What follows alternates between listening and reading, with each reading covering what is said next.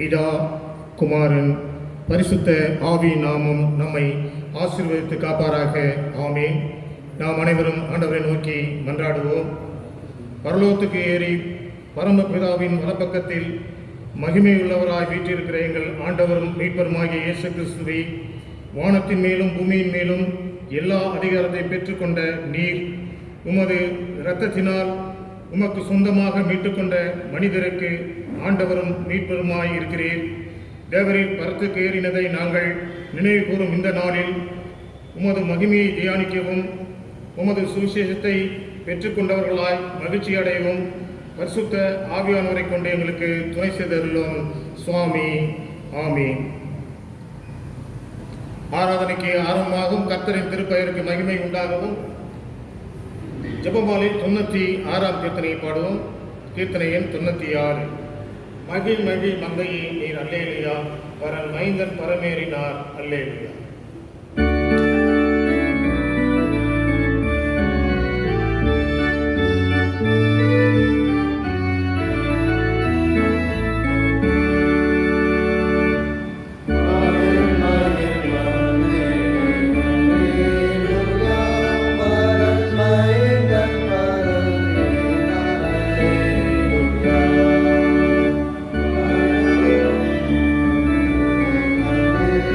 Hallelujah.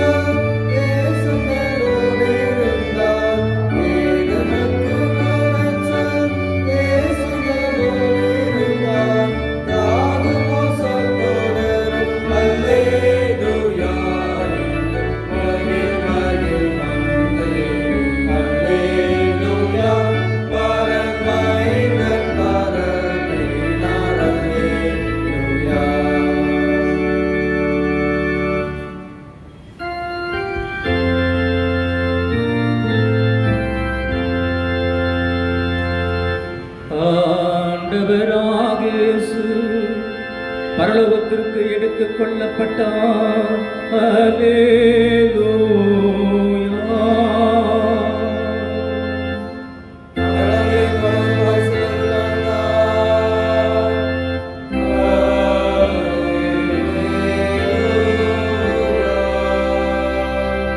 கர்த்தர் எக்காள சத்தத்தோடு உயர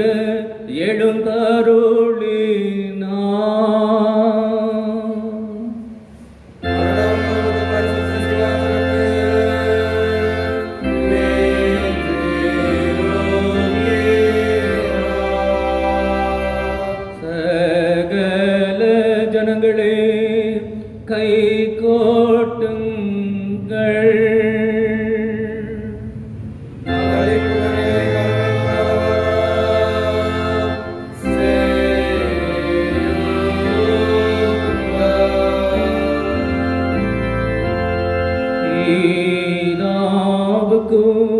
குமாரனுக்கும் பரிசுத்த ஆவியானவருக்கும் மகிமை உண்டாவதாக.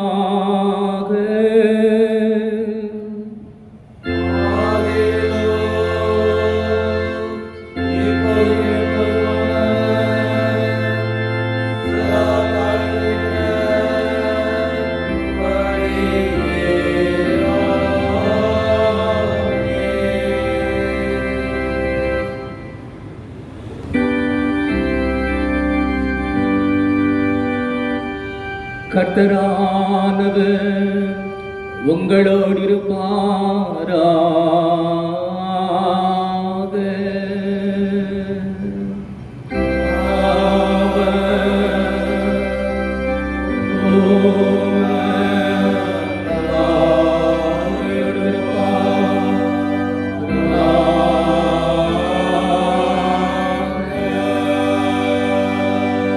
பிரார்த்தனை செய்வோமாக.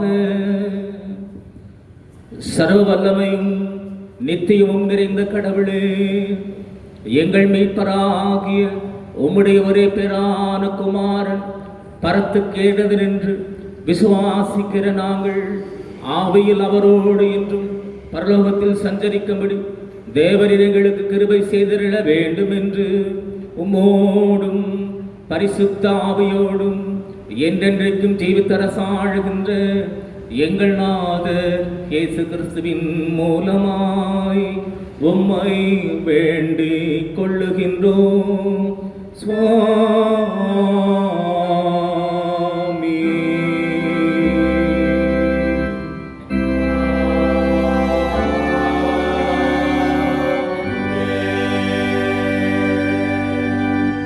கிறிஸ்து பரத்துக்கேறின பண்டிகையின் இந்த திருநாளிலே வாசிக்கும்படியாக தெரிந்து கொண்ட நிருப வாக்கியம் அது அப்போஸ்தலர் நடபடிகளின் புத்தகம் 1வது அதிகாரம் வசனங்கள் 1 முதல் 11 முடிய. அப்போஸ்தலர் நடபடிகளின் புத்தகம் 1வது அதிகாரம் வசனங்கள் 1 முதல் 11 முடிய.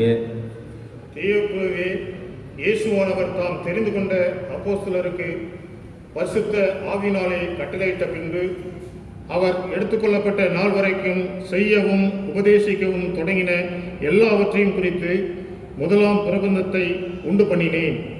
அவர் பாடுபட்ட பின்பு 40 நாளளவும் அப்போஸ்தலருக்கு தரிசனமாகி தேவனுடைய ராஜ்யத்துக்குரியவைகளை அவருடனே பேசி அநேகம் தெளிவார்ந்த கிறிஸ்தாந்தங்களினாலே அவர்களுக்கு தம்மை உயிரோடு இருக்கிறவராக காண்பித்தார்.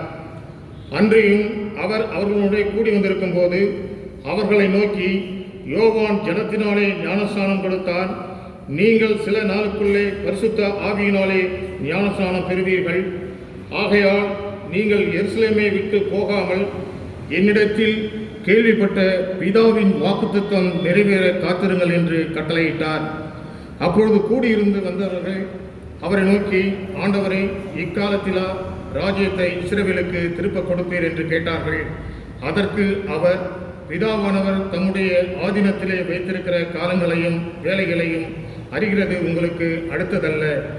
பரிசுத்த ஆவி உங்களிடத்தில் வரும்போது நீங்கள் பலனடைந்து எருசலேமிலும் யூதேயா முழுவதிலும் சமாரியாவிலும் பூமியின் கடைசி பரியந்தமும் எனக்கு சாட்சிகளாய் இருப்பீர்கள் என்றார். இவைகளை அவர் சொன்ன பின்பு அவர்கள் பார்த்து கொண்டிருக்கையில் உயிரை எடுத்துக்கொள்ளப்பட்டார். அவர்கள் கண்களுக்கு மறைவாக ஒரு மேகம் அவரை எடுத்துக்கொண்டது. அவர் போகிற போது அவர்கள் வானத்தை அண்ணாந்து பார்த்து கொண்டிருக்கையில் இதோ வெண்மையான வஸ்திரம் தரித்தவர்கள் 2 பேர் அவர்கள் அருகே நின்று, கலிலேயராகிய மனுஷரே, நீங்கள் ஏன் வானத்தை அண்ணாந்து பார்த்து நிற்கிறீர்கள்? உங்களிடத்திலிருந்து வானத்திற்கு எடுத்துக்கொள்ளப்பட்ட இந்த இயேசுவானவர் எப்படி உங்கள் கண்களுக்கு முன்பாக வானத்துக்கு எழுந்தருளி போனாரோ அப்படியே மறுபடியும் வருவார் என்றார்கள் என்பதுவே. வாசிக்க தெரிந்து கொண்டு நிருப பகுதியானது வாசித்து முடிந்தாயிற்று. கடவுள் தாம் இந்த வார்த்தைகளை நமது இருதயங்களில் என்றென்றும் நிலைத்திருக்க செய்வாராக. ஆமென்.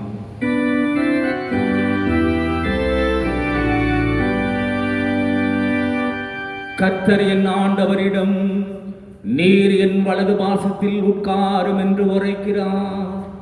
கடவுளை புகழ்ந்து பாடுங்கள், பாடுங்கள், நம்முடைய ராஜாவை புகழ்ந்து பாடுங்கள்.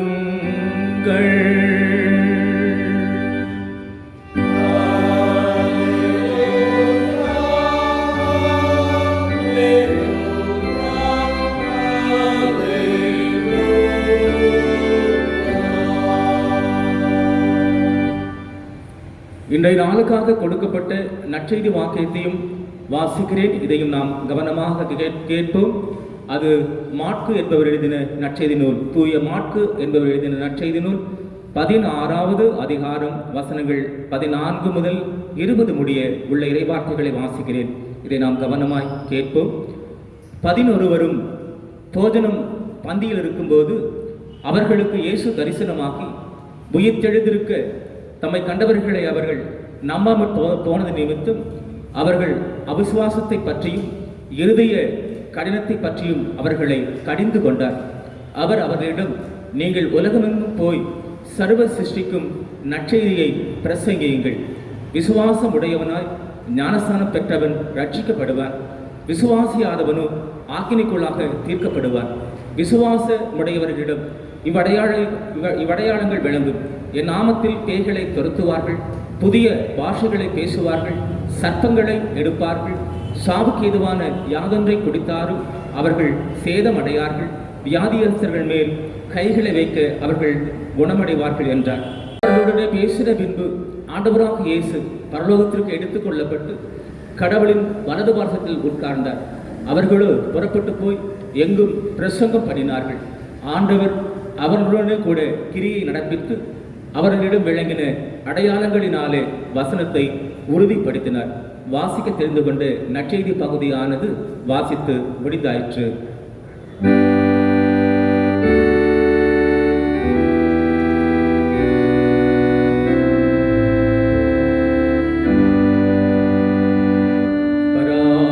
பராபரனுடைய நல்ல வார்த்தைக்காக அவருக்கு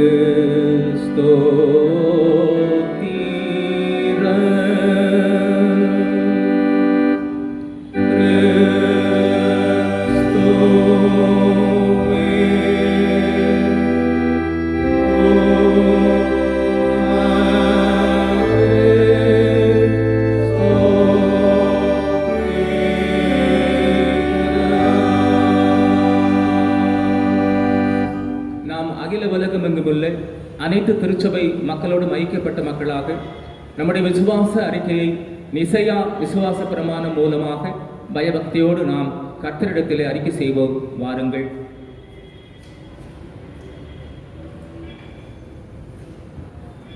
ஒரே கடவுளை விசுவாசிக்கிறேன். இவர் வானத்தையும் பூமியையும் காணப்படுகிறதும் காணப்படாததுமான எல்லாவற்றையும் படைத்தவர், எல்லாம் அல்ல பிதாவுமானவர். ஒரே ஆண்டவராகிய இயேசு கிறிஸ்துவை விசுவாசிக்கிறேன். இவர் கடவுளுடைய ஒரே பேரான குமாரன், எல்லா காலங்களுக்கு முன்பே பிதாவினின்று பிறந்தவர், உண்டாக்கப்பட்டவர் அல்ல, பிறந்தவரே. கடவுளினின்று கடவுள், ஜோதியினின்று ஜோதி, மெய்யான கடவுளினின்று மெய்யான கடவுள், பிதாவோடு ஏக வஸ்துவானவர். இவரை கொண்டு எல்லாம் உண்டாயின. இவர் மனிதனாகிய நமக்காகவும் நமது ரட்சிப்பிற்காகவும் பரலோகத்திலிருந்து இறங்கி பரிசுத்த ஆவியினால் கன்னி மரியாளத்தில் பிறந்து மனிதனானார். பொந்தி பிலாத்தின் கீழ் நமக்காக சிலுவையில் அறையுண்டு மரித்து அடக்கம் செய்யப்பட்டார். வேத வாக்கியங்களின்படியே 3ஆம் நாள் உயிர்த்தெழுந்தார். பரலோகத்திற்கு ஏறி பிதாவின் வலப்பக்கத்தில் வீற்றிருக்கிறார். அவ்விடத்திலிருந்து உயிருள்ளோருக்கும் மரித்தோருக்கும் நியாய தீர்ப்பு அளித்த மகிமையோடு திரும்பி வருவார். இவருடைய ராஜ்யத்திற்கு முடிவில்லை. பரிசுத்த தூய ஆவியானவரை விசுவாசிக்கிறேன். இவர் ஆண்டவரும் உயிர்ப்பிக்கிறவரும் ஆமே. இவர் பிதாவினின்றும் குமாரனென்றும் புறப்படுகிறவர். பிதாவோடும் குமாரனோடும் ஒரே நிலையில் தொழுது மகிமைப்படுத்தப்படுகின்றவர். தீர்க்கதரிசிகளை கொண்டு உரைத்தவர் இவரே. பரிசுத்தமும் பொதுவுமான ஒரே அப்போஸ்தல சபை ஒன்றென்று விசுவாசிக்கிறேன். பாவ மன்னிப்புக்காக ஒரே ஞானஸ்தானம் ஒன்றென்று ஒப்புக்கொள்கிறேன். மரித்தோரின் உயிர்த்தெழுதலையும் நித்திய ஜீவனையும் எதிர்பார்த்து கொண்டிருக்கிறேன். ஆமேன். நாம் அறிக்கையிட்ட இந்த விசுவாச அறிக்கையிலே வாழ்க்கையினுடைய கடைசி வரையிலும் நிலைத்திருக்க திரேக கடவுள் நமக்கு துணை செய்து காத்து அருள் புரிவதாக. ஆமேன்.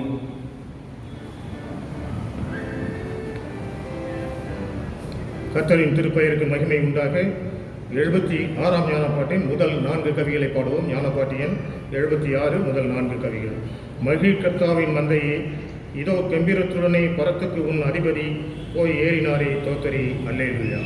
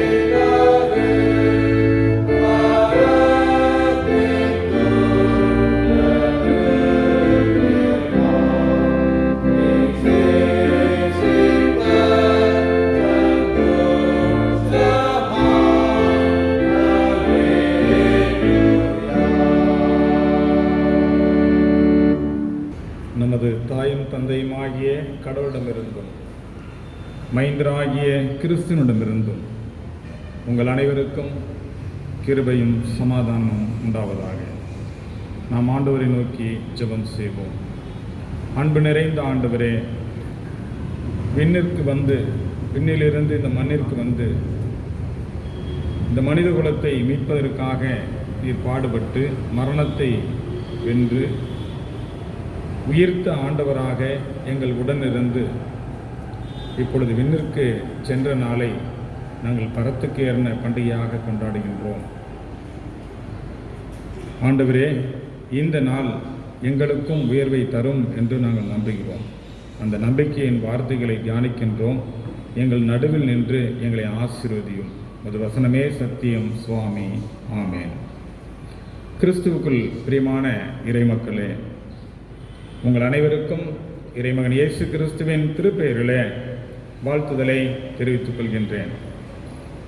இன்றைய நாள் கர்த்தர் பரத்துக்கு ஏறின திருநாள் அல்லது விண்ணேற்பின் நாளாக நம்முடைய திருச்சபை கொண்டாடி மகிழ்கின்றது. இயேசு கிறிஸ்து விட்டு சென்ற பணியை தொடர்வதன் மூலமாகவும் நமது விசுவாச வாழ்வில் உயர்வை கொண்டு வருவதன் மூலமாகவும் இயேசுவின் விண்ணேற்பை நாம் நம்முடைய விசுவாச வாழ்வில் நமதாக்குகின்றோம் என்ற செய்தியை இன்றைய திருமறை நமக்கு கற்றுத்தருகிறது. இன்றைய தியானம் பரிசுத்த மார்க்கு எழுதிய நற்செய்தி நூல் 16ஆம் அதிகாரம் வசனங்கள் 14 20 வரை நமக்கு கொடுக்கப்பட்டிருக்கிறது. இயேசுனுடைய விண்ணேற்பை பரிசுத்த மார்க்கு எழுதிய நற்செய்தி நூல், பரிசுத்த லூக்கா எழுதிய நற்செய்தி நூல், திருத்தூதர் பணிகள் மூன்றும் அவருடைய விண்ணேற்பிற்கு சாட்சியாக அந்த நிகழ்வை குறிப்பிடுகின்றது. ஆனால் பரிசுத்த மத்தேயு எழுதிய நற்செய்தியும் பரிசுத்த யோவான் எழுதிய நற்செய்தியும் இயேசுவின் விண்ணேற்பை பற்றி குறிப்பிடப்படவில்லை. இங்கு இயேசு கிறிஸ்துவின் விண்ணேற்பு நிகழ்வு என்பது அவருடைய மாட்சிமையின் உச்சமாக இருக்கிறது என்பதை பார்க்க முடிகிறது. இயேசுனுடைய இறை சாயலுக்கு இந்த பரத்துக்கு ஏறின திருநாள் ஒரு உன்னத சான்றாக அமைகின்றது. இயேசு உயிர்த்த உடலுடன் ஆன்மாவுடன் விண்ணிற்கு உயர்த்தப்பட்டார். இயேசுவை விசுவாசிக்கும், இயேசுவின் வழியிலே நடக்கும், இயேசுவின் வார்த்தைகளை பேசி அதை கடைபிடிக்கும் நீங்களும் நானும் கூட நிச்சயம் உயர்த்தப்படுவோம், விண்ணிற்கு செல்வோம். இயேசு விண்ணிற்கு சென்று வலது பக்கத்தில் அமர்ந்ததைப் போல நாமும் அமர்த்தப்படுவோம் என்ற நம்பிக்கையை இந்த விண்ணேற்பின் திருநாள் நமக்கு கொடுக்கிறது. இயேசு கிறிஸ்து உயிர்ப்பிற்கு முன்பாக ஒரு துன்புறும் ஊழியராக பாடுகளை அனுபவித்தவர். ஆனால் உயிர்ப்பிற்கு பிறகு தந்தையின் மாட்சியில் பங்கேற்று ஒரு கடவுளாக இந்த விண்ணேற்பின் மூலம் உயர்த்தப்படுகிறார் என்பதை நினைவுபடுத்துகிறது. மனிதராக பிறந்து ஒரு குறிப்பிட்ட நாட்டிற்கு மக்களுக்கு மட்டும் தன்னுடைய இறைச்சாயலை பிரசன்னத்தை காட்டிய இயேசு கிறிஸ்து விண்ணேற்பின் மூலமாக அனைத்து மக்களுக்கும் அனைத்து நாட்டிற்கும் தன்னுடைய பிரசன்னத்தை கொடுக்கும் ஒரு ஆசீர்வாத நிகழ்வாக இந்த விண்ணேற்பு நிகழ்வு இருக்கிறது. நம்முடைய விசுவாச அறிக்கையிலும் நாம் சொல்கிறோம், அவர் கடவுளின் வலது பார்சத்தில் வீற்றிருக்கிறார் என்று நாம் அறிக்கை இடுகிறோம். இயேசுனுடைய விண்ணேற்பை நம்முடைய திருமறையிலே இன்னும் சில பகுதிகள் உறுதிப்படுத்துகின்றன. திருத்தூதர் பணிகள் 2ஆம் அதிகாரம் 33ஆம் வசனமும், திருத்தூதர் பணிகள் 7ஆம் அதிகாரம் 55ஆம் வசனமும், கொலேசியர் 3ஆம் அதிகாரம் 1ஆம் வசனமும், 1 பேதுரு 3ஆம் அதிகாரம் 24ஆம் வசனமும் இதை எடுத்து கூறுவதை பார்க்க முடிகிறது. இந்த பரத்துக்கேறின இந்த திருநாள், இந்த நிகழ்வு நமக்கு எதை கற்றுத்தர விரும்புகிறது என்று பார்ப்போம் என்றால், இயேசு கிறிஸ்து மறைவாகவும் மறைபொருளாகவும் இருந்த இந்த விண்ணேற்பு அவருடைய இறை சாயல் மனிதர் எட்டி பார்க்கும் நிகழ்வாக, வியப்போடு பார்க்கும் ஒரு வித்தியாசமான நிகழ்வாக மாறியுள்ளதை நமக்கு கற்றுத்தந்திருக்கிறது. இயேசு வலப்பக்கத்தில் அமர்வதன் மூலம் மனிதராகிய உங்களுக்கும் எனக்கும் கூட இந்த வலப்பக்கத்தில் அமரக்கூடிய ஒரு பாக்கியம் கிடைக்கும் என்ற சிறப்பை நினைவுபடுத்த விரும்புகிறது. இந்த விண்ணேற்பின் மூலமாகத்தான் கிறிஸ்துனுடைய மாட்சி அல்லது தெய்வீகத்தன்மைக்கு இன்னும் ஒரு எடுத்துக்காட்டாய் இந்த நிகழ்வு இருக்கிறது. இயேசுனுடைய இந்த விண்ணேற்பின் மூலம் இந்த மன்னக திருப்பணி முடிவுக்கு வருவதை பார்க்க முடிகிறது. எபேசியர் 4ஆம் அதிகாரம் 10ஆம் வசனத்திலே கிறிஸ்து வானுலகுக்கும் மேலாக ஏறி சென்றார் என்று சொல்லப்படுவதை பார்க்க முடிகிறது. எபேசியர் 1:20 அந்த கிறிஸ்து விண்ணுலகில் நம் சார்பாக கடவுள் முன் நிற்கிறார் என்று சொல்வதையும் பார்க்க முடிகிறது.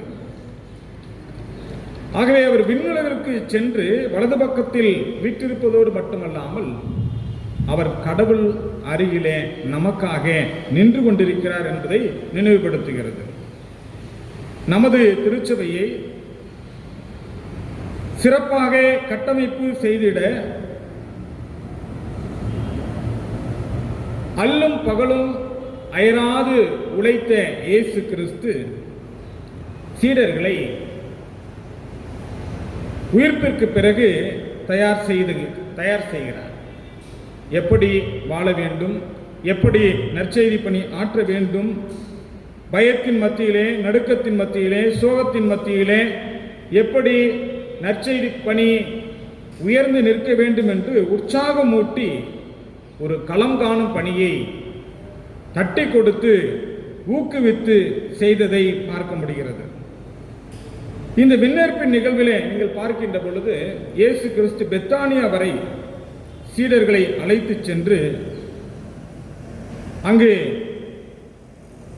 பெத்தானியாவுக்கு அருகில் உள்ள ஒலிவ மலையிலே அவர் விண்ணுலகிற்கு சென்றார் என்று இறையியல் வல்லுநர்கள் சொல்வதை பார்க்க முடிகிறது.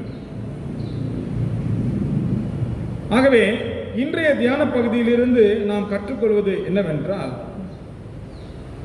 கடைசியிலே இந்த 11 சீடர்களுக்கு மத்தியிலே பந்தியிலே அமர்ந்திருக்கின்றார். மீண்டும் பந்தியில் அமர்ந்திருக்கின்றார். உணவுக்கும் உறவுக்கும் அநேக ஒரு ஒற்றுமை காணப்படுவதை பார்க்க முடிகிறது. அவர்களோடு இருந்த இயேசு கிறிஸ்து அங்கு சொல்லுகின்ற காரியம் என்னவென்றால், கடினமான உள்ளம் படைத்தவர்களை இயேசு கண்டிக்கும் நபராக இருக்கின்றார். கடவுளுடைய நற்செய்தியை பறைசாற்ற மீண்டும் ஒரு அறைகூவல் விடுக்கின்றார். இங்கு நம்பிக்கையுடையோர் அவநம்பிக்கையுடையோர் பற்றி மிகவும் ஆழமாக பேசுகின்றார். நம்பிக்கையுடையவர்கள் யார், நம்பிக்கை அற்றவர்கள் யார் என்று சொல்வதை பார்க்க முடிகின்றது. ஆகவே இந்த பகுதியிலிருந்து அவநம்பிக்கையை நீக்குங்கள், ஆண்டவரின் மீது நம்பிக்கை வையுங்கள், அவருடைய நற்செய்தி பணிக்கு அடையாளம் காட்ட புறப்பட்டு செல்லுங்கள், அண்ணாந்து பார்த்தது போதும் என்று சொல்வதை பார்க்க முடிகிறது. நம்பிக்கை தான் கிறிஸ்துவ வாழ்வின் அடித்தளமாயிருக்கிறது.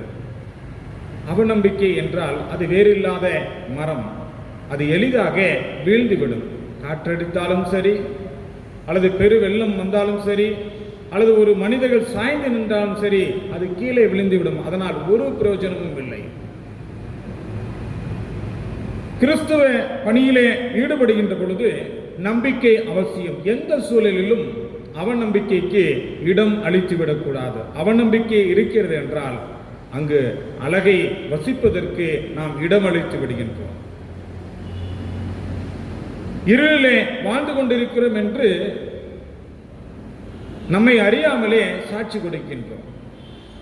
ஆகவே இந்த விண்ணேற்பு நிகழ்வு அவநம்பிக்கைகளை நீங்கள் அகற்றுங்கள் என்று சொல்வதை பார்க்க முடிகிறது. உயிருடன் எழுப்பப்பட்ட தம்மை கண்டவர்கள் சொன்னதை நம்பாமல் அவர்கள் கடின உள்ளத்தோடு இருந்தமையால் அவர் அவர்களுடைய நம்பிக்கையின்மையை கண்டித்தார். விண்ணேற்பிற்கு முன்பாக அவநம்பிக்கையை கண்டிக்கின்றார்.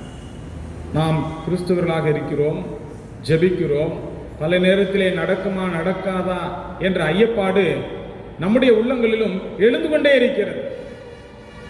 முடியாது என்பது ஒரு மூடனுடைய நம்பிக்கை. ஆனால் விசுவாசித்தால் எல்லாம் கூடும் என்பது இறை நம்பிக்கை. இதுதான் திருமறை நமக்கு கற்றுக் கொடுத்திருக்கின்ற பாடம். சுவாசித்தால் மட்டும் போதாது, விசுவாசம் அவசியம் என்பதை இங்கு பார்க்க முடிகிறது. ஆண்டவருடைய கண்டிப்பு விண்ணேற்பிற்கு முன்பாகவும் இருக்கிறது. கிறிஸ்துவனுடைய உன்னதமான பணியை நாம் பார்க்கின்ற பொழுது அவருடைய மரணம், உயிர்ப்பு, விண்ணேற்பு, இந்த மூன்றுமே இயேசுனுடைய தெய்வீக தன்மையை உயர்ந்த இடத்திலே நிறுத்துகின்றது. அதிலே சிறந்தது இந்த விண்ணேற்பர் தான்.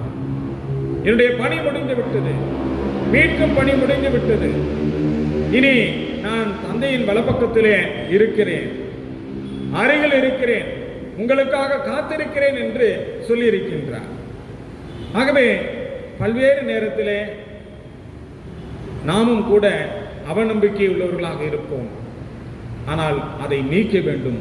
அருட்பணி ஆற்றுவதற்கு, ஆண்டவருடைய பிள்ளையாய் வாழ்வதற்கு, அழகை நம்முடைய உள்ளத்தில் இல்லாமல் விரட்டி அடிப்பதற்கு இந்த அவநம்பிக்கை இருக்கவே கூடாது. நம்பிக்கை அவசியம் என்பதை சொல்வதை பார்க்க முடிகிறது. மீண்டுமாக அவர் சொல்கின்ற பொழுது இயேசு அவர்களை நோக்கி செல்கின்றார். உலகெங்கும் சென்று படைப்பிற்கெல்லாம் நற்செய்தியை பறைசாற்றுங்கள், நம்பிக்கையை கொண்டு திருமுழுக்கு பெறுவோர் மீட்பு பெறுவோர் என்று அவர் சொல்கின்றார். நம்பிக்கை அற்றவர்கள் எப்படி இருப்பார்கள், நம்பிக்கை உடையவர்கள் எப்படி இருப்பார்கள் என்று அவர் சொல்கிறார். நீங்கள் நற்செய்தியை பறைசாற்ற வேண்டும். ஆகவேதான் அந்த அவநம்பிக்கை நீக்கப்பட்டு நம்பிக்கையுடைய மக்களாய் இயேசுடைய சீடர்கள் இந்த அகில உலகத்திற்கும் சென்று இயேசுடைய திருப்பணியை பற்றியும் நற்செய்திக்காக தன்னுடைய வாழ்வை ஒப்புக் கொடுத்தார்கள் என்பதை பார்க்க முடிகிறது. அந்த நம்பிக்கையின் மூலம்தான் இன்றைக்கு நம்முடைய திருச்சபையும் ஒரு விசுவாசத்தின் அடித்தளமாய், விசுவாசத்தினால் தான் நீதிமான் பிழைக்க முடியும் என்பதை ஆதாரமாக கொண்ட மார்ட்டின் லூத்தர் சாஸ்திரியாரின் கோட்பாடுகளுக்கு இணங்க நம்முடைய திருச்சபை இயங்கிக் கொண்டிருக்கிறது. நம்பிக்கை உடையவர்கள் தைரியசாலிகள், எதற்கும் கலங்காதவர்கள், எதை பற்றியும் கவலைப்படாதவர்கள், கர்த்தருடைய பிள்ளைகளாக கடைசி மட்டும் வாழ துடைப்பவர்கள். ஆனால் நம்பிக்கையற்றவர்கள் பல நேரத்தில் பின்வாங்கி சென்று விடுவார்கள். ஆகவேதான் இயேசு கிறிஸ்து கடைசியாக சொல்கிறார், நற்செய்தியை பறைசாற்றுங்கள், நம்பிக்கை கொண்டு திருமுழுக்கு பெறுவோர் மீட்பு பெறுவர். பல நேரத்தில் நம்ம திருமுழுக்கு கொடுப்போம்,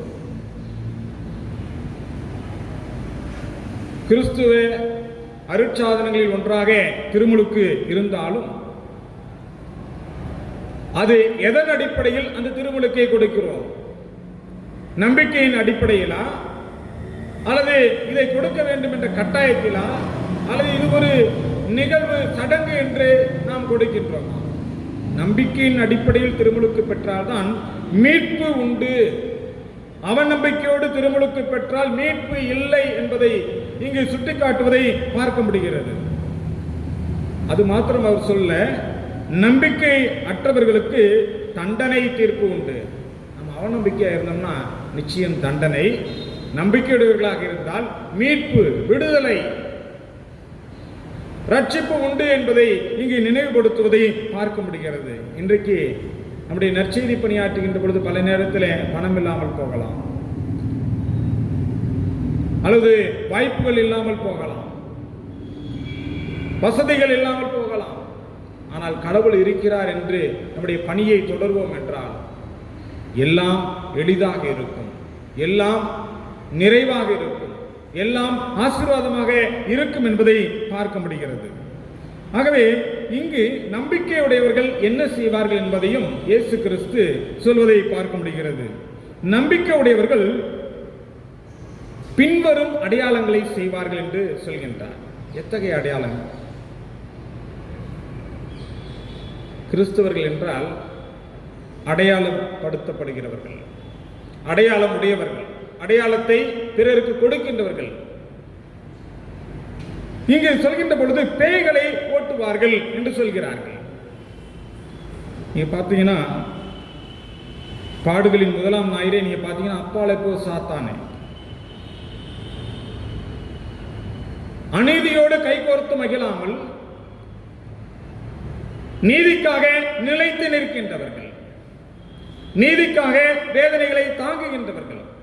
இங்கு பேய் என்றால் ஏதோ ஒரு உருவத்தில் இருப்பதல்ல, நம்முடைய உள்ளத்தின் செயல்பாடுகள், மாம்ச சிந்தனைகள், அருவருப்பான செயல்கள், அசுத்தமான காரியங்கள், பல்வேறு விதமான பேய்கள் இருக்கிறது. ஜாதி பேய் இருக்கிறது, பணப்பேய் இருக்கிறது, புகழ் பேய் இருக்கிறது, அதிகார பேய் இருக்கிறது. பேய்களை ஓட்டுவார்கள். இது இருக்கக்கூடாது. கிறிஸ்தவர்களிடத்திலே பேய்கள் இருக்கக்கூடாது. பரிசுத்தம் தான் இருக்க வேண்டும். கர்த்தர் தான் வசிக்க வேண்டும். கிறிஸ்தவருடைய உள்ளமானது ஆண்டவர் வாழும் இல்லமாக இருக்க வேண்டும். ஆண்டவர் விருந்தும் இல்லமாக இருக்க வேண்டும். அங்கு அழகைக்கு எந்த விதத்திலும் இடமளிக்க கூடாது. அநீதிக்கு எந்த விதத்திலும் மயங்கி போய்விடக்கூடாது. ஆகவே இங்கு அரும் அடையாளம் என்று சொல்கின்ற பொழுது பேய்களை துரத்துவார்கள் என்று சொல்லப்படுகிறது. பேய்களோடு உறவு கொள்ளக்கூடாது. பேய்களை துரத்தும் மக்களாக இருக்க வேண்டும். இதுதான் முதலாவது அடையாளம். இரண்டாவதாக பார்க்கின்ற பொழுது புதிய மொழிகளை பேசுவார்கள். புதிய மொழிகள் கிறிஸ்துவ வாழ்விற்கான நல்ல வழிகளாக இருக்கிறது. ஒருவேளை நீங்கள் பார்ப்பீர்கள் என்றால் இறையியல் படிக்கின்ற பொழுது இறையியலை இன்னும் அறிந்து கொள்ள கிரேக்க மொழிகள், எபிரேய மொழிகள், அரமேய மொழிகள், லத்தீன் மொழிகள், இன்னுமாக சமஸ்கிருத மொழிகள், பல்வேறு மொழிகளை நாம் படித்திருக்கிறோம். ஆனால் பல்வேறு மொழிகளை நாம் பேசினாலும், தெரிந்து வைத்திருந்தாலும், அறிந்து கொண்டாலும், மிகவும் எளிதாக நுனிநாக்கினே பேசினாலும், நாம் பாவ வழிகளில் செல்வோம் என்றால் பல்வேறு மொழிகளை பேசினாலும் ஒரு பிரயோஜனமும் இல்லை. பல்வேறு மொழிகளை பேசுவார்கள். அப்படி என்றால் அறிந்து கொள்வதற்கு ஆர்வமுடையவர்கள், அறிவு சார்ந்தவர்கள், அனைத்து விதமான கேள்விகளுக்கும் விளக்கம் அளிக்க முடியும். எனக்கு ஒண்ணுமே தெரியலன்னா மற்றவர்கள் கேட்பகின்ற கேள்விகளுக்கு எப்படி என்னால் பதில் சொல்ல முடியும்? எல்லாவற்றையும் தெரிந்து வைத்திருந்தால்தான், எல்லா மொழிகளையும் கற்று வைத்திருந்தால்தான் அவருடைய பண்பாடு, வாழ்வு முறைகள், செயல்பாடுகள், சிந்தனைகள் எல்லாம் தெரிந்து கொள்வதற்கு ஒரு வாய்ப்பு கிடைக்கும். ஆகவே இரண்டாவது அடையாளம் புதிய மொழிகளை பேசுவார்கள். இங்கு மொழி என்று சொல்கின்ற பொழுது, புதிய மொழி என்று சொல்கின்ற பொழுது இயேசு கிறிஸ்து அடிக்கடி சொல்வது புதிய புதிய என்று சொல்லிக்கொண்டே இருப்பார்.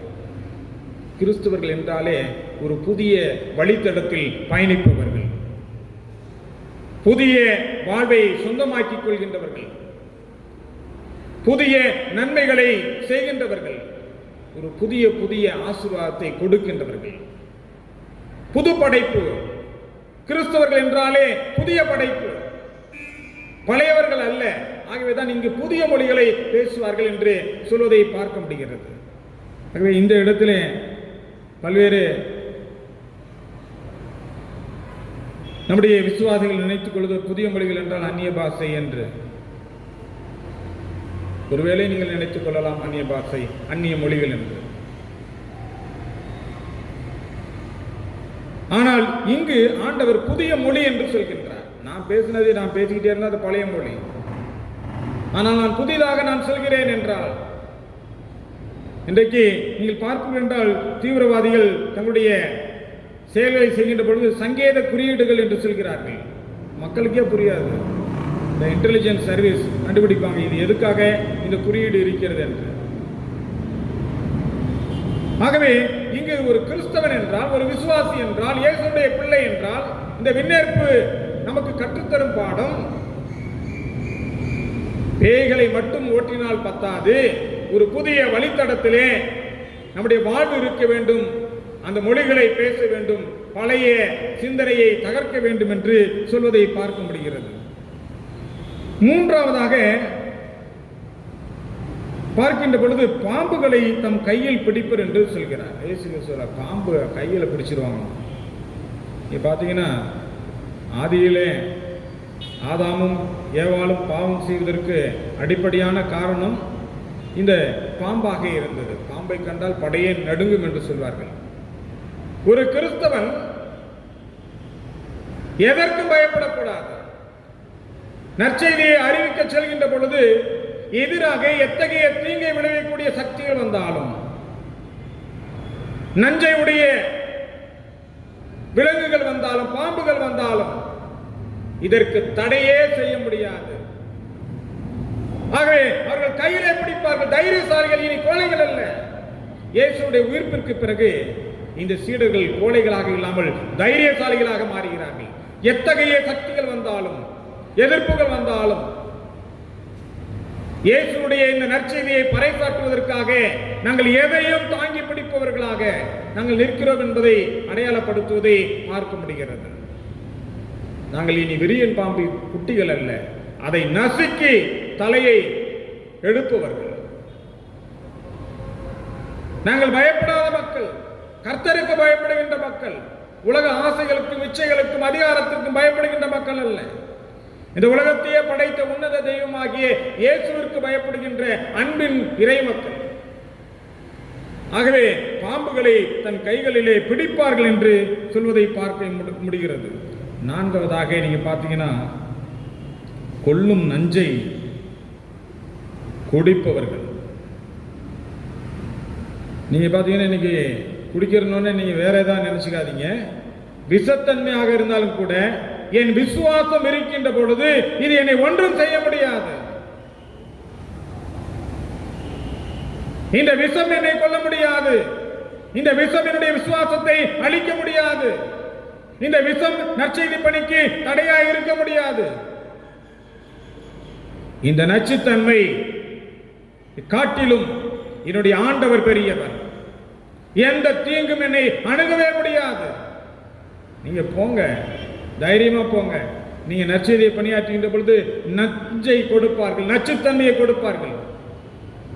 ஒருவேளை இன்றைய சூழலை நீங்கள் பார்ப்பீர்கள் என்றால், இந்த நச்சுக்கிருமி என்ற இந்த புதிய வகையான இந்த கொரோனா நோயினால் வழிபாட்டு தலங்கள் மூடியிருந்தாலும் மக்களுடைய உள்ளங்கள் திறக்கப்பட்டிருக்கிறது.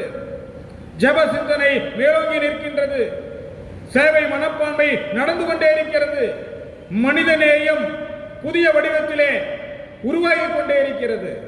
அன்பு மேலோங்கி நிற்கிறது. பிறரை பற்றி நினைக்க தூண்டுகிறது. தூய்மை வந்திருக்கிறது.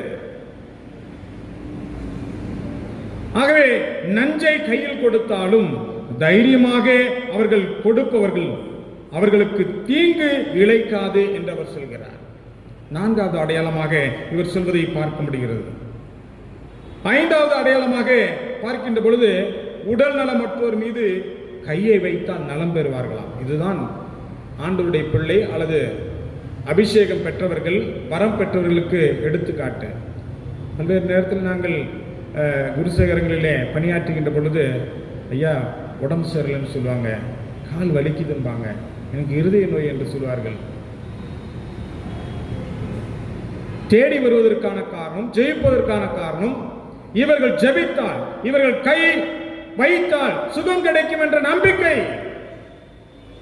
வருகின்றவர்கள் நம்பிக்கையோடு வருகிறார்கள், ஜெபிக்கின்றவர்கள் நம்பிக்கையோடு ஜெபிக்கின்றார்கள்.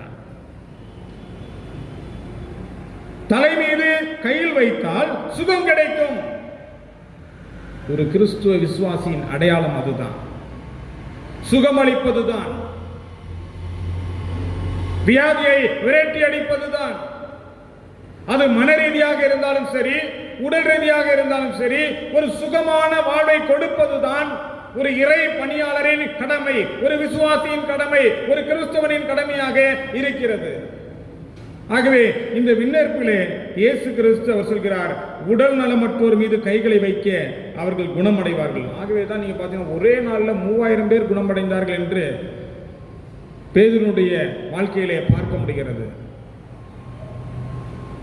நாம் எத்தனை பேரை குணமாக்கி இருக்கின்றோம், அல்லது எத்தனை பேருடைய கண்களிலே குளம் போன்ற ஒரு சூழலை ஏற்படுத்தி இருக்கின்றோம்?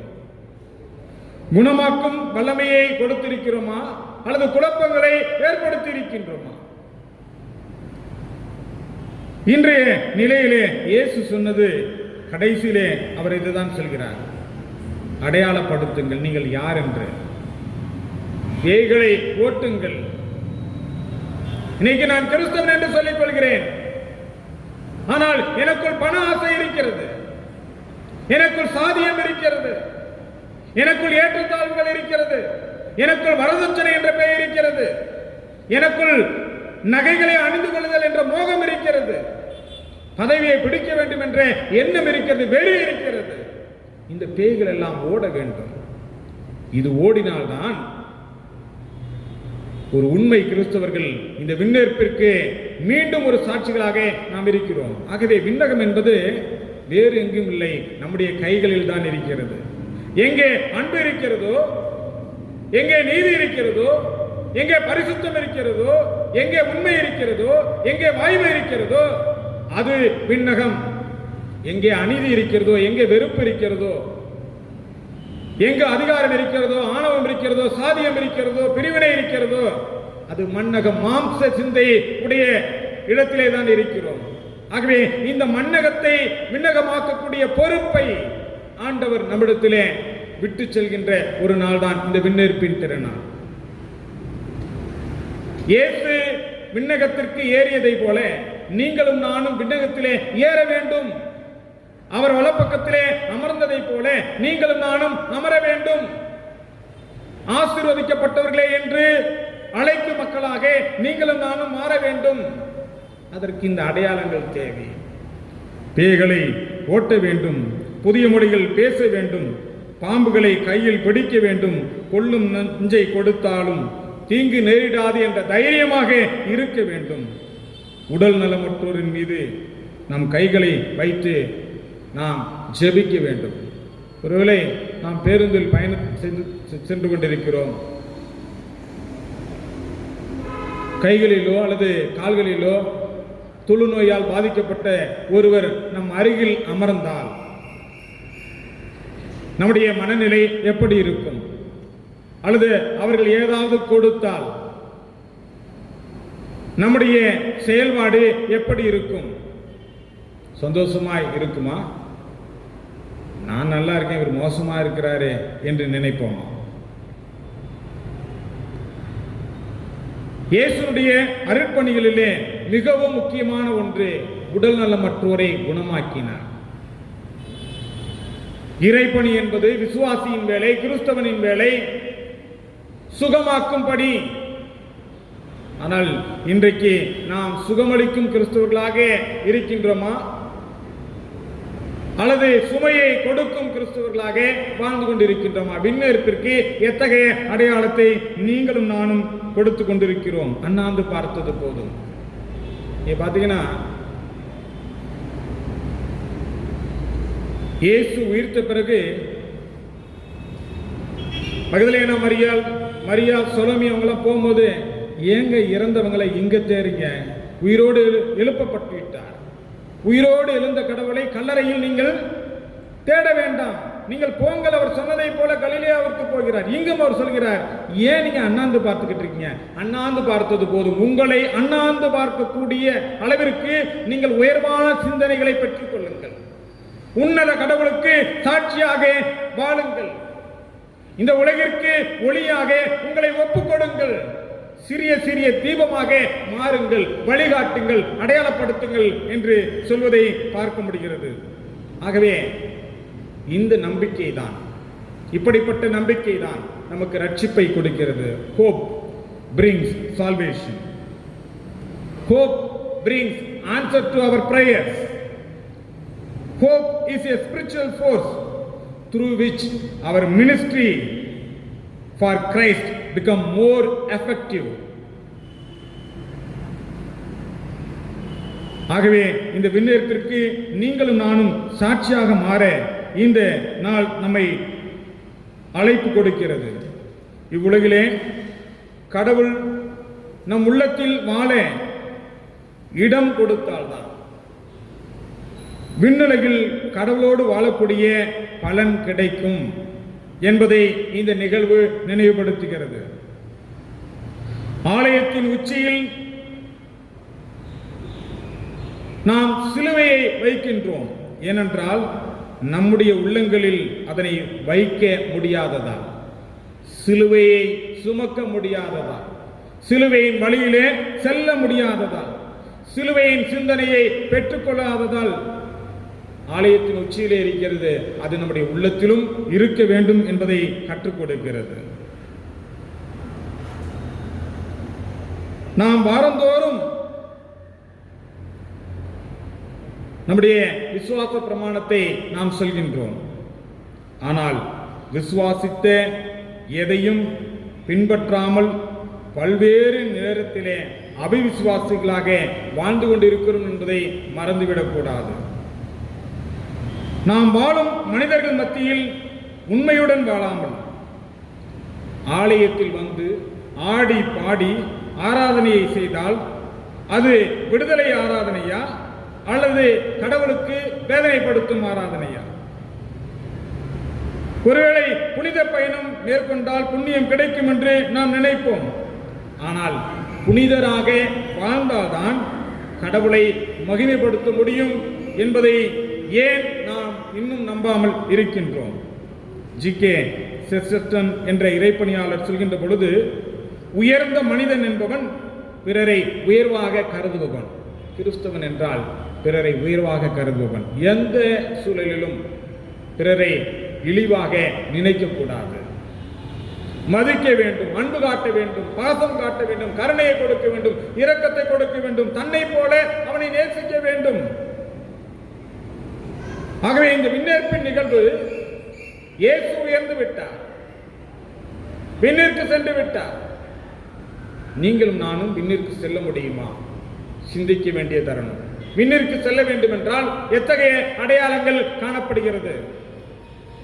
நம்மிடம் அந்த விண்ணேற்பின் அடையாளங்கள் காணப்படுகிறதா அல்லது மண்ணுலகு சார்ந்த அசிங்கங்கள் காணப்படுகிறதா? எப்படிப்பட்ட வாழ்வு வாழ்ந்து கொண்டிருக்கின்றோம்? ஒரு மனிதனுடைய ஏற்றமிகு வாழ்வு என்பது பணத்தினாலோ பதவியினாலோ புகழினாலோ அல்லது சாதியத்தினாலோ அமைய முடியாது. அனைத்தையும் கடந்து ஒரு நல்ல மனிதனாக, ஜெப வீரராக, விசுவாசியாக வாழ்வதில் தான் ஒரு உயர்ந்த அடையாளம் நமக்கு கொடுக்கப்படுகிறது.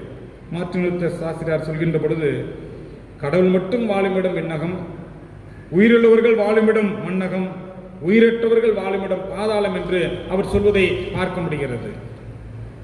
உயிரற்றவர்கள் என்றால் பிறரை பற்றி சிந்திக்காதவர்கள், உடன் இருப்பவர்களை மதிக்காதவர்கள், அவருடைய தேவைகளை நிவர்த்தி செய்யாதவர்கள், ஊழல்வாதிகள், உண்மையை மறைப்பவர்கள், அநீதியோடு கைகோர்த்து மகிழ்பவர்கள், அவர்கள் எல்லாம் இறந்து போனவர்களுக்கு சமம்.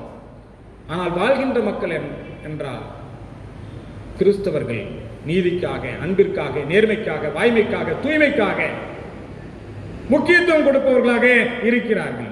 ஆகவே விண்ணகமும் மண்ணகமும் நம் கையில் தான் இருக்கிறது.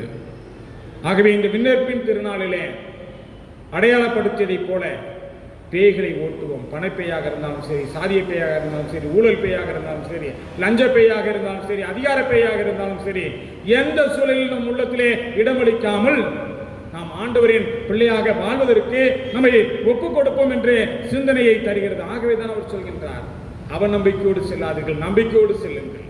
அண்ணாந்து பார்த்தது போதும், ஆண்டவருடைய நற்செய்தியை பறைசாற்ற தைரியமாய் புறப்பட்டு செல்லுங்கள் என்று சொல்வதை பார்க்க முடிகிறது. ஆகவே இந்த மண்ணுலகிலே வாழும்பொழுது விண்ணகத்தின் அடையாளத்தை விட்டு செல்வோம்.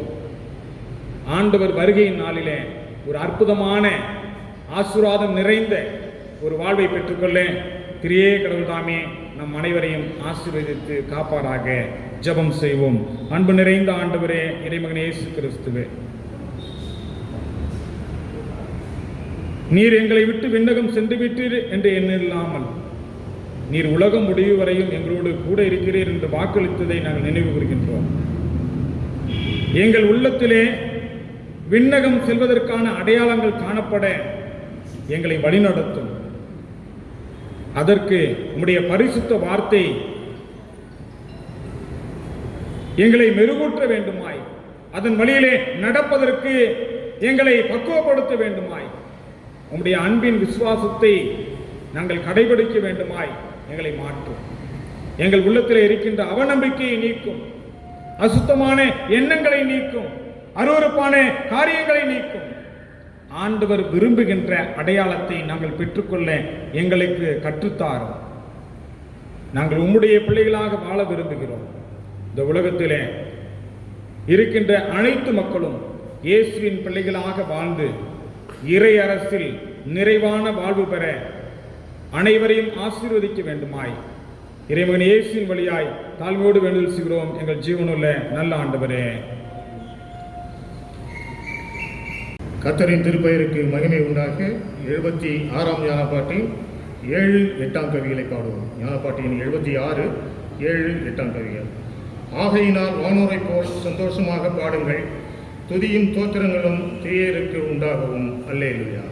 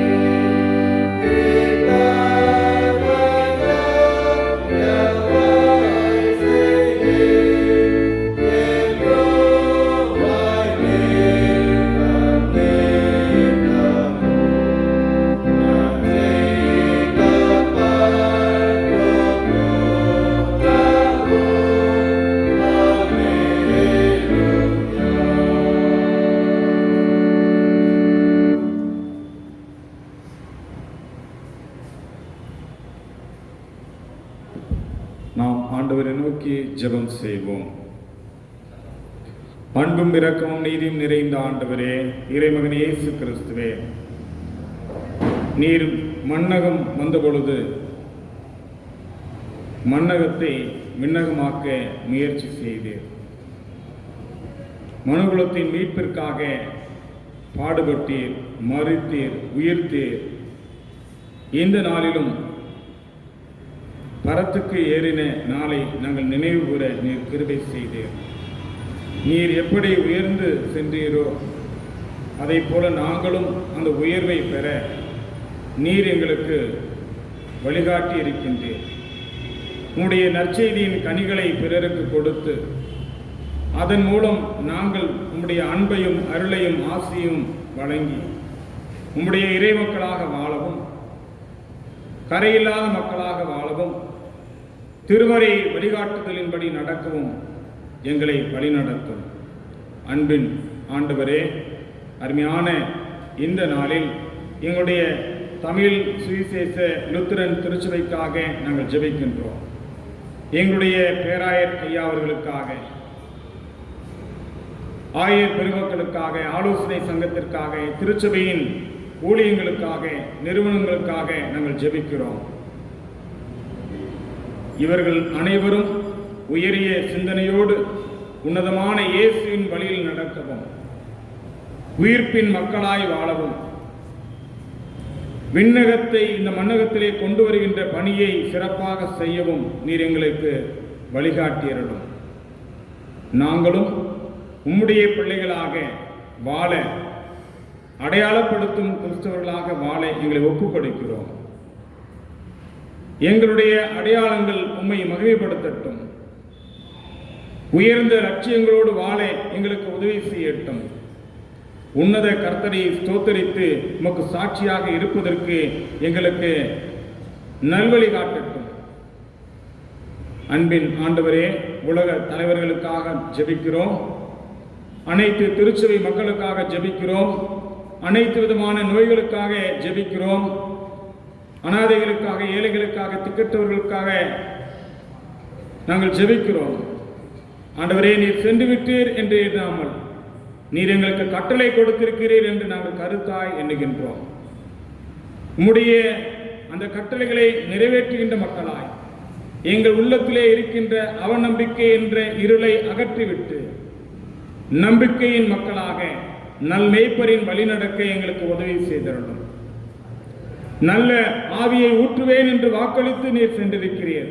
அந்த நல்ல ஆவியை பெற்றுக்கொள்கின்ற மக்களாய் நற்செய்தி பணிக்கு முக்கியத்துவம் கொடுத்து நாங்கள் உம்முடைய பிள்ளைகளாக வாழ எங்களை ஆசீர்வதியும். எங்களுடைய திருச்சபை மக்களுக்காக ஜெபிக்கின்றோம். ஒவ்வொரு குடும்பத்தினருக்காக ஜெபிக்கின்றோம். ஒவ்வொரு குருசேகரத்திற்காக ஜெபிக்கின்றோம். நீர் கட்டளையிட்ட அந்த நற்செய்தியை பறைசாற்ற எங்களை ஒப்புக் கொடுக்கின்றோம். சுயநலம் இல்லாமல், பெருமை இல்லாமல், பொறாமை இல்லாமல், அகம்பாவம் இல்லாமல், ஆணவம் இல்லாமல், அதிகாரத்தின் மீது ஆசை கொள்ளாமல், அடிமைத்தனத்தை நேசிக்காமல், விடுதலை, தூய்மை, நேர்மை, அன்பு, பரிவு, இரக்கம் என்ற சிந்தனைகளோடு நாங்கள் இந்த மண்ணகத்திலே விண்ணகத்தின் அடையாளத்தை கொடுத்து உம்முடைய பிள்ளையாய் வாழ எங்கள் அனைவரையும் நீர் ஆசீர்வதியும். இந்த நாட்டில் இருக்கின்ற அனைத்து விதமான தலைவர்களுக்காக ஜெபிக்கின்றோம். அனைத்து விதமான மக்களுக்காக ஜெபிக்கின்றோம். அனைத்து சமய மக்களையும் நீர் ஆசீர்வதியும். நீர் ஒரு குறிப்பிட்ட மக்களுக்கு மட்டும் உம்முடைய பிரசன்னத்தை இந்த மண்ணகத்திலே நீர் காட்டினீர்.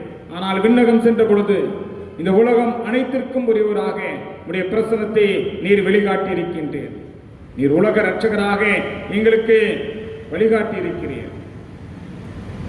இந்த உலக இரட்சகரின் பாதையிலே இந்த உலகம் சென்று ஒரு உன்னதமான வாழ்வையும் உயர்வையும் பெற எங்கள் அனைவரையும் ஆசீர்வதிக்க வேண்டுமாய் எங்கள் அருமை ஆண்டவரே இயேசுவின் வழியாய் தாழ்மையோடு வேண்டல் செய்கிறோம். எங்கள் ஜீவனுள்ள நல்ல ஆண்டவரே, பரமண்டலில் பிதாவே, உடைய நாமம் பரிசுத்தப்படுவதாக, உடைய ராஜ்யம் வருவதாக, உடைய சித்தம் பரமண்டலத்திலே செய்யப்படுவது போல பூமியிலும் செய்யப்படுவதாக. அன்றுள்ள வார்த்தை இன்று எங்களுக்கு தாரும். எங்கள் கடனாளர்களுக்கு மனத்திற்கு போல பாவக்கரங்களை மன்னியும். எங்களை சுதந்திரநாதரும் ரட்சித்தருளும். ராஜ்யமும் வல்லமையும் மகிமையும் என்றென்றைக்கு முடியலே சுவாமி. ஆமேன்.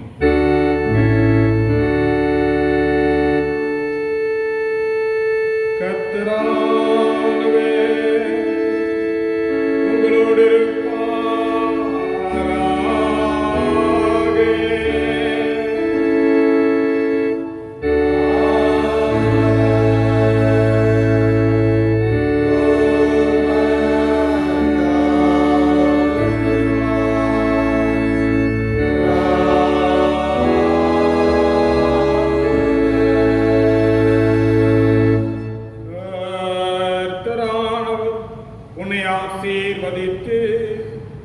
உன்னை காப்பாராக.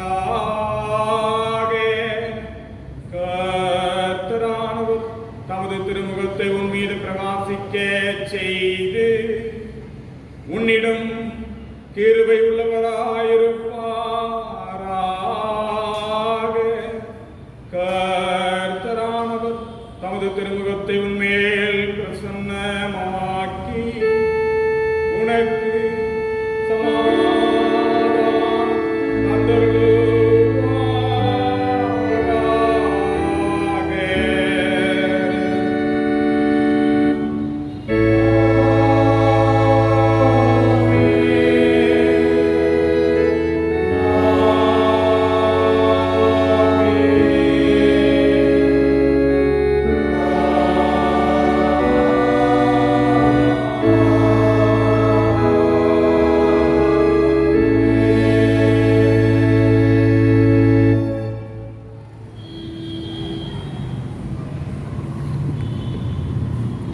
கர்த்தரின் திருப்பெயருக்கு மகிமை உண்டாக 76ஆம் ஞானப்பாட்டின் 9, 10 கவிகளை பாடுவோம். ஞானப்பாட்டு எண் 76, 9, 10 கவி. இயேசு தெய்வ மைந்தனே, கர்த்தா, பக்தா, தலைவரே, அடியார் உள்ளம் உமக்கு ஆதீனமாய் இருப்பது. அல்லேலூயா.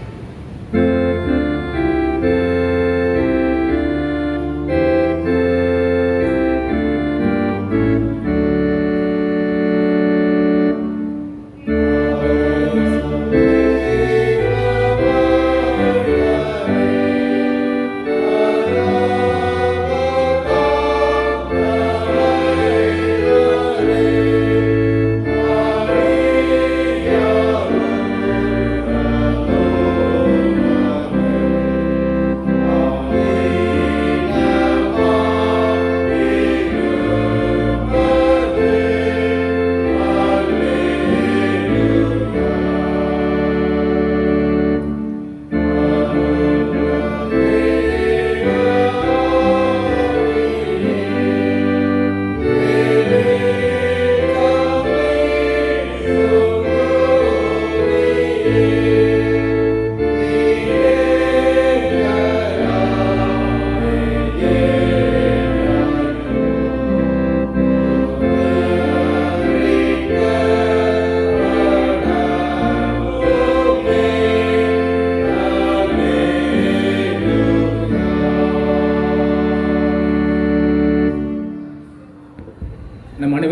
சொல்லுவோம். சுவாமி கிருபையாயிரும், கிறிஸ்துவே கிருபையாயிரும், சுவாமி கிருபையாயிரும்.